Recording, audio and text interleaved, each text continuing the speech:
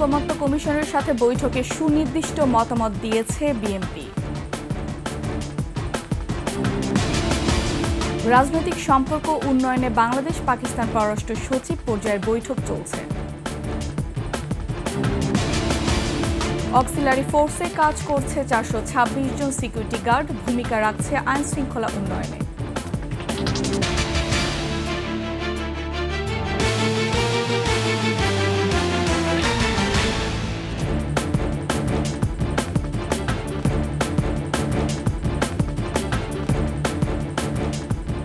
শুনছিলেন সংবাদ শিরোনাম। আমন্ত্রণ 21 দুপুরের সংবাদে, সাথে আছে আমি ফারহানা লুপা।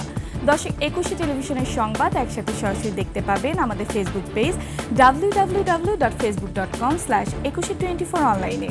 এছাড়া সাবস্ক্রাইব করতে পারেন www.youtube.com/21tv চ্যানেলে। সংস্কার কমিশনের সুপারিশ নিয়ে জাতীয় ঐকমত্য কমিশনের সাথে বৈঠকে সুনির্দিষ্ট মতামত দিয়েছে বিএনপি। বৈঠক শেষে সাংবাদিকদের এ কথা জানান দলের স্থায়ী কমিটির সদস্য সালাহ উদ্দিন আহমেদ। আর জাতীয় ঐকমত্য কমিশনের সহসভাপতি ডক্টর আলী রিয়াদ জানিয়েছেন, আলোচনার মধ্য দিয়ে একটি জাতীয় সনদ তৈরি করা হবে। চূড়ান্ত তো আলোচনা নয়, এটা আমার মনে হয় আমরা দ্বিতীয় পর্যায়ে আলোচনা করছি। প্রয়োজনে আজকে যদি সমাপ্ত না হয় আরও আলোচনা হবে। এখন আমরা সেই আলোচনা সমাপ্ত করিনি। আশা করি আমরা একটা পজিটিভ দৃষ্টিভঙ্গি নিয়ে আগাচ্ছি। আমাদের লক্ষ্য হচ্ছে একটি জাতীয় সনদ তৈরি করা, যাতে করে আমরা বাংলাদেশে একটি স্থায়ী গণতান্ত্রিক ব্যবস্থা প্রতিষ্ঠা করতে পারি। প্রায় 15 বছর পর ঢাকায় হচ্ছে বাংলাদেশ পাকিস্তান পররাষ্ট্র সচিব পর্যায়ের বৈঠক। দ্বিপক্ষীয় বিষয়ে আলোচনার লক্ষ্যে সকালে রাষ্ট্রীয় অতিথি ভবন পদ্মায় দুদেশের পররাষ্ট্র সচিব পর্যায়ে বৈঠক বসে। এতে বাংলাদেশ প্রতিনিধি দলের নেতৃত্ব দিচ্ছেন পররাষ্ট্র সচিব মোহাম্মদ জসিম উদ্দিন। অন্যদিকে পাকিস্তানের পররাষ্ট্র সচিব আমনা বালুচ দিচ্ছেন তার দেশের নেতৃত্ব। বৈঠকে বাণিজ্য, বিনিয়োগ, আকাশপথে যোগাযোগ, প্রতিরক্ষা, শিক্ষা ইত্যাদি খাতে সহযোগিতার মতো বিষয়গুলো গুরুত্ব পাবে। পাকিস্তান পররাষ্ট্রমন্ত্রী ইশাক দারের বাংলাদেশ সফরের আগে সচিব পর্যায়ের বৈঠককে খুব গুরুত্বপূর্ণ মনে করা হচ্ছে।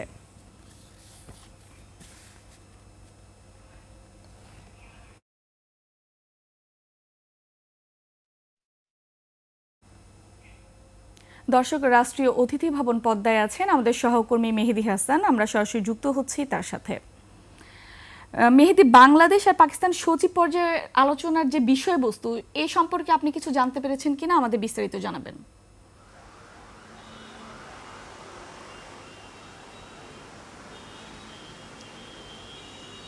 মেহেদি, আপনি কি শুনতে পাচ্ছেন? লোপা, ধন্যবাদ আপনাকে। আপনি যেমনটা বলছিলেন, সকালেই রাষ্ট্রীয় অতিথি ভবন পদ্মায় পাকিস্তানের পররাষ্ট্র সচিবের সাথে বাংলাদেশের পররাষ্ট্র সচিব পর্যায়ের বৈঠকটি শুরু হয়েছে। তো বৈঠকটি, আমি এখন দাঁড়িয়ে আছি ঠিক পদ্মার বিপরীত পাশে, আমার পেছনেই রাষ্ট্রীয় অতিথি ভবন পদ্মা। এখানে এখনও বৈঠকটি চলছে, বৈঠকটি শেষ হয়নি।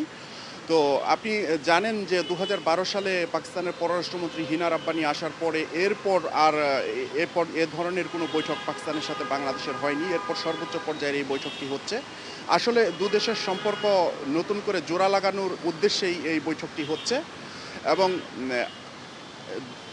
দুদেশই চাইছে যে সম্পর্ক যাতে আগের চেয়ে উন্নত করা যায় এবং বাণিজ্য বাড়ানো, বিশেষ করে বাণিজ্যের বিষয়টি এই বৈঠকে গুরুত্ব পাচ্ছে। কূটনৈতিক সম্পর্ক উন্নয়নের বিষয়টিও গুরুত্ব পাচ্ছে। তো বৈঠকে কি আলোচনা হয়েছে এটা আসলে আমরা বিকেলের ব্রিফিংয়ে জানতে পারবো। তবে আমরা যতটুকু জেনেছি, দুই দেশের অমীমাংসিত বিভিন্ন ইস্যুগুলো নিয়ে বৈঠকে আলোচনা হবে এবং সামনে পাকিস্তানের রাষ্ট্রপ্রধান বাংলাদেশের রাষ্ট্রপ্রধানের সাথে বৈঠক করতে পারেন, দেখা করতে পারেন, বাংলাদেশ সফরে আসতে পারেন। এ ধরনের একটা সম্ভাবনার কথা আমরা শুনছি।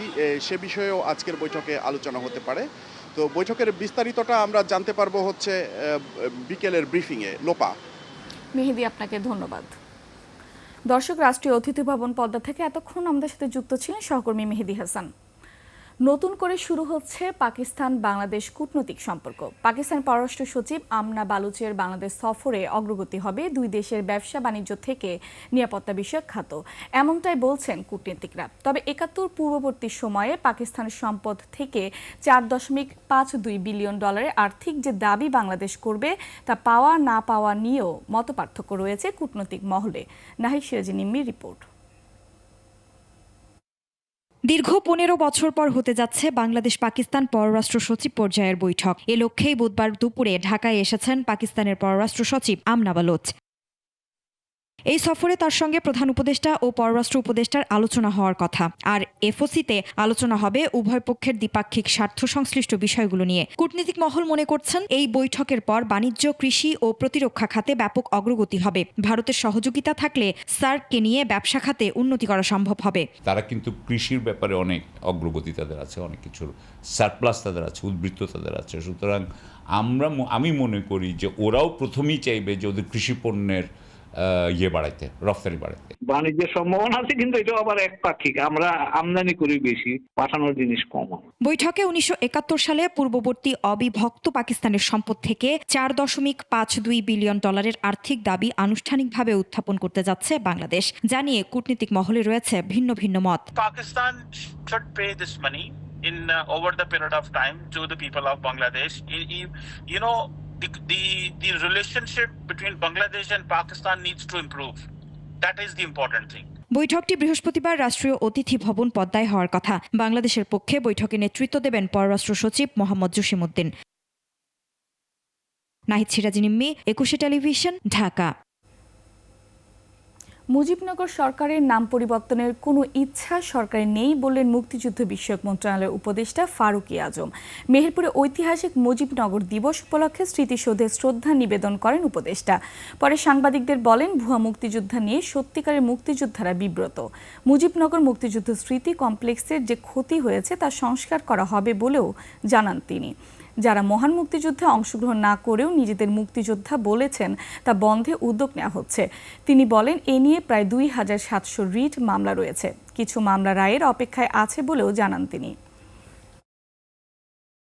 যারা সত্যিকারের মুক্তিযোদ্ধা আছে তারা প্রতিনিয়তই এটাতে বিব্রত বোধ করেন যে যারা মুক্তিযুদ্ধে অংশগ্রহণ না করেও মুক্তিযোদ্ধা হিসেবে নানানভাবে নিজেদেরকে স্থাপন করছে, নিজেদেরকে পরিচিত করাচ্ছে। তো এই ক্ষেত্রে আমরা অনেক উদ্যোগ ইতিমধ্যেই গ্রহণ করেছি। কিছু বিষয় আছে আদালতের রায়ের অপেক্ষায় আছে। আদালতে আমরা কন্টেস্ট করছি। অনেক কটা মামলা আছে, প্রায় 2700-র উপরে মামলা আছে, বিভিন্ন রকমের রিট মামলা, এই সংক্রান্ত মামলা। এগুলি নিষ্পত্তির প্রয়োজন আছে। ঢাকা মহানগর আওয়ামী লীগের কার্যনির্বাহী সদস্য, ঢাকা মহানগর দক্ষিণ আওয়ামী লীগের সাবেক সাধারণ সম্পাদক শাহে আলম মুরাদকে গ্রেফতার করেছে ঢাকা মহানগর পুলিশের গোয়েন্দা বিভাগ। সকালে উত্তরা এলাকা থেকে শাহে আলমকে গ্রেফতার করা হয়। পুলিশ জানিয়েছে, তার বিরুদ্ধে একাধিক মামলা রয়েছে। গত 5 আগস্ট শেখ হাসিনার নেতৃত্বাধীন আওয়ামী লীগ সরকারকে ছাত্র জনতার অভ্যুত্থানে ক্ষমতাচ্যুত করা হয়। এরপর থেকে আওয়ামী লীগের নেতা কর্মীরা পলাতক ও আত্মগোপনে দেশে বিদেশে অবস্থান করছেন। তাদের বিরুদ্ধে একাধিক মামলা রয়েছে। ঢাকা বিশ্ববিদ্যালয় চারুকলা অনুষদের সাবেক শিক্ষার্থী চিত্রশিল্পী মানবেন্দ্র ঘোষের বাড়িতে অগ্নিসংযোগের ঘটনায় 6 জনকে পুলিশ হেফাজতে নিয়েছে মানিকগঞ্জ সদর থানা পুলিশ। তারা হলেন ছাত্রলীগের আলামিন, মাইন উদ্দিন আহমেদ পিয়াস, মীর মারুফ, আমিনুর রহমান খান, মোহাম্মদ রাফি ও আওয়ামী লীগের নেতা বাবুল হোসেন। সদর থানার ভারপ্রাপ্ত কর্মকর্তা আমান উল্লাহ জানান, চিত্রশিল্পী মানবেন্দ্র ঘোষের বাড়িতে অগ্নিসংযোগের ঘটনায় বাদী হয়ে অজ্ঞাত আসামি করে মামলা দায়ের করেছে। ওই মামলায় সন্দেহজনকভাবে 6 জনকে আটক করা হয়। ধারণা করা হয়, ঢাকায় বর্ষবরণে আনন্দ শোভাযাত্রায় শেখ হাসিনার মুখের আদলে ফ্যাসিস্ট হাসিনার মোটিভ তৈরির কাজে যুক্ত থাকায় বাড়িতে আগুন দেওয়া হয়।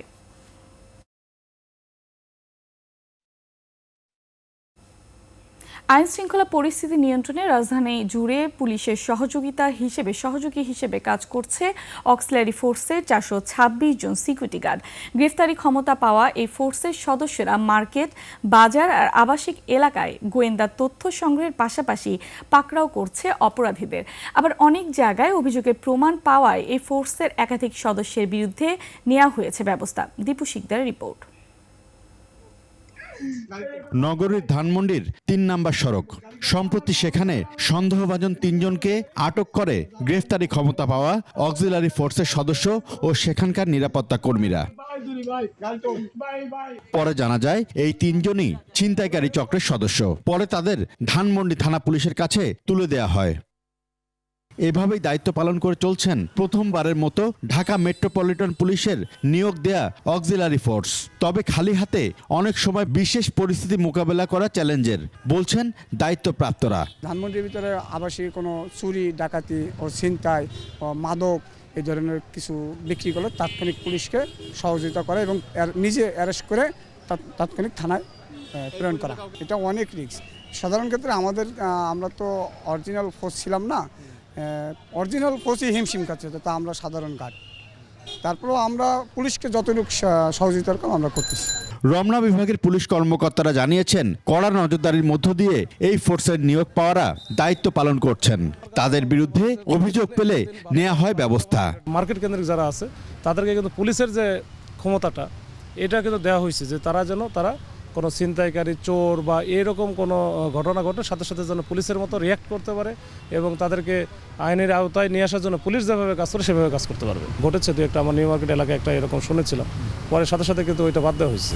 অন্যদিকে তেজগাঁও থানা এলাকায় মণিপুরি পাড়ায় দায়িত্ব পালন করতে দেখা যায় নতুন এই ফোর্সের সদস্যদের। বাইরের লোক কারা আসে আপ ডাউন করলে আমরা ওইগুলো ফলো করি। কারোর সেই চলাফেরার ভিতরে কারো যদি দেখি যে চলাফেরা গতিবিধি সন্দেহজনক, তাকে আমরা জিজ্ঞাসাবাদ করি। আর যদি মনে করি সন্দেহ হচ্ছে তাহলে আমরা তখন উপরে আমাদের কর্তৃপক্ষকে জানার পরে আমরা থানার সাথে যোগাযোগ রাখি। পুলিশের এই কর্মকর্তা বলছেন, তেজগাঁও বিভাগে নিয়োগ দেয়া অক্সিলারি ফোর্সের সদস্যরা কাজে সহযোগিতা করছেন।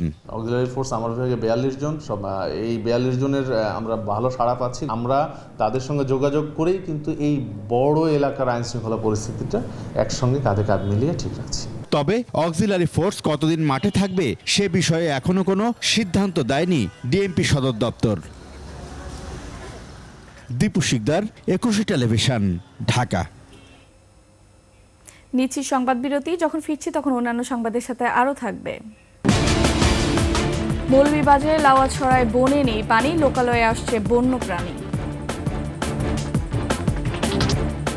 আমন্ত্রণ দুপুরে 21 সংবাদে।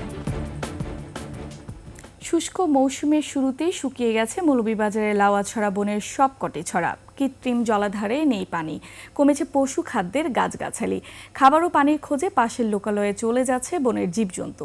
মৌলভীবাজার প্রতিনিধি বিকুল চক্রবর্তীর তথ্যচিত্রের ডেস্ক রিপোর্ট। 2740 হেক্টর আয়তনের দেশের সবচেয়ে বড় রেইন ফরেস্ট মৌলভীবাজারের লাউয়াছড়া বন। প্রতি বছর শুষ্ক মৌসুমে লাউয়াছড়ার ভিতর দিয়ে প্রবাহিত লাউয়াছড়া, জানকীছড়া, ডুলুছড়া ও মাগুরছড়া সহ সবকটি ছড়াই শুকিয়ে যায়। চলতি মৌসুমেও তাই হয়েছে। বনের ছড়াগুলোতে নেই ছিটেফোঁটা পানি, বৃষ্টির অভাবে পানি নেই কৃত্রিম জলাধারেও। পানির জন্য বন্যপ্রাণীর চারদিকে ছুটাছুটি, চলে আসছে লোকালয়ে। অনেক সময় আতঙ্কগ্রস্ত মানুষের হাতে মারা পড়ছে অনেক প্রাণী। জঙ্গলের ভিতরে কোনো পানি টানি নাই, এখন জীবজন্তু আর ধরলেন বাড়িঘর জায়গা। লাউয়াছড়া বনে কিছু পরিত্যক্ত ছড়া আছে, সেই ছড়াগুলোকে পুনর্খনন করা অথবা পরিকল্পিতভাবে বন্য প্রাণীদের জন্য পানির উৎস তৈরি করে দেওয়া। প্রকৃতিপ্রেমীরা বলছেন, জুন জুলাই হচ্ছে বন্যপ্রাণীর বংশবিস্তারের সময়।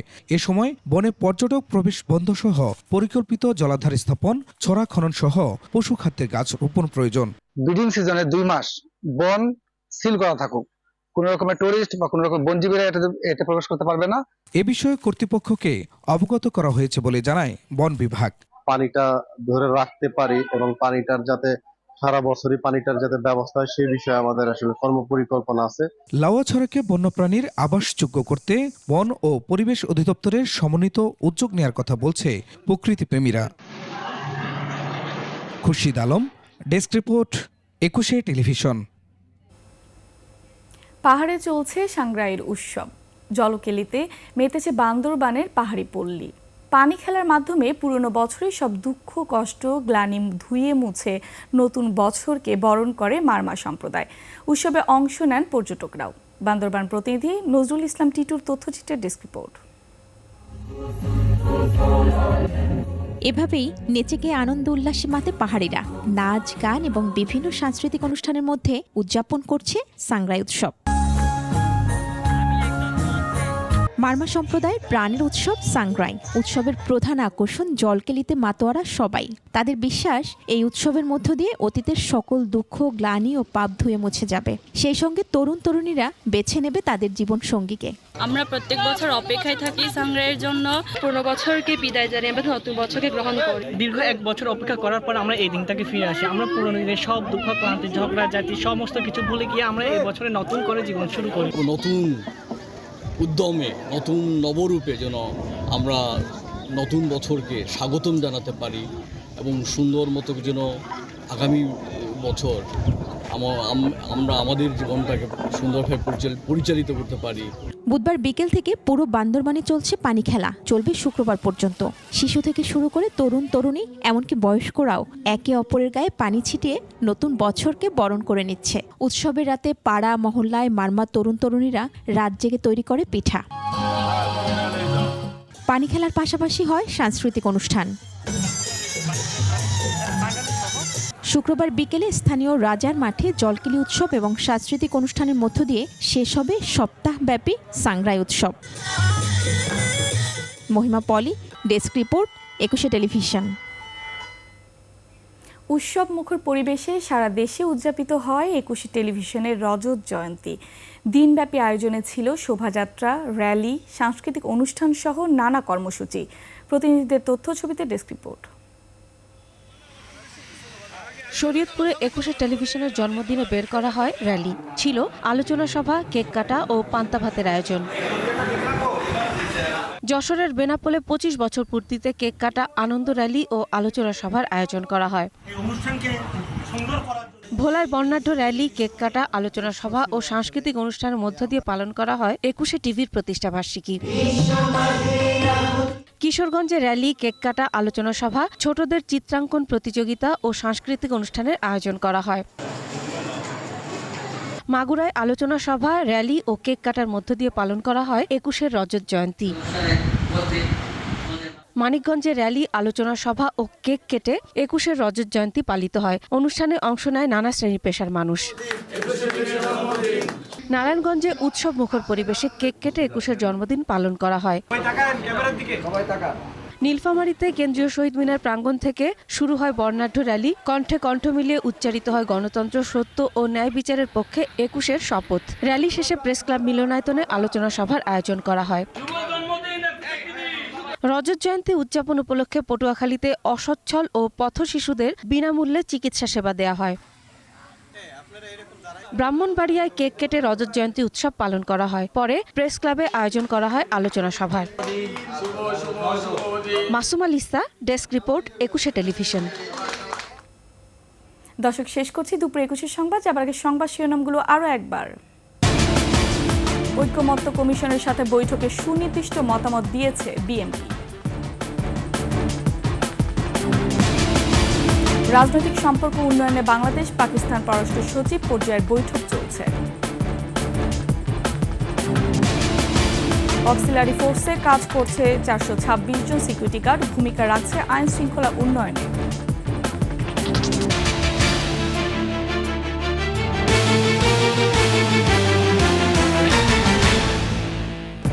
সবশেষ সংবাদ জানতে ডায়াল করুন 2021 নম্বরে, ভিজিট করুন 21-tv.com ওয়েবসাইটে। ফেসবুকে ভিজিট করতে পারেন www.facebook.com/2124 অনলাইনে। এছাড়া সাবস্ক্রাইব করতে পারেন www.youtube.com/21etv চ্যানেলে। এতক্ষণ সঙ্গে থাকার জন্য ধন্যবাদ। পরবর্তী সংবাদ বিকাল 5টায় দেখার আমন্ত্রণ রইল। 21-এর সাথে থাকুন।